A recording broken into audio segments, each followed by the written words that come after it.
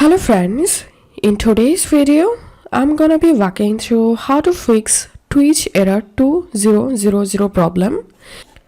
So the first solution is we need to refresh our Twitch tab. So refresh your tab and check the problem if fixed or not. And the second solution is we need to restart our computer. To do that, click on Start Menu. Click on this power button. Click on Restart. And then check the problem if fixed or not. The third solution is we need to change our internet connection. So click on this internet connection icon. And now you can change your internet connection and then check the problem if fixed or not.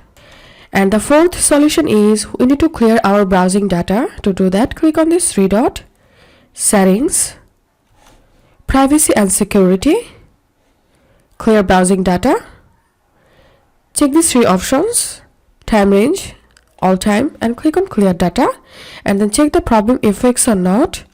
And the last and final solution is we need to disable all of our extensions. So scroll down here and click on extensions. And all you have to need, simply disable all your extensions and check the problem if fixed or not.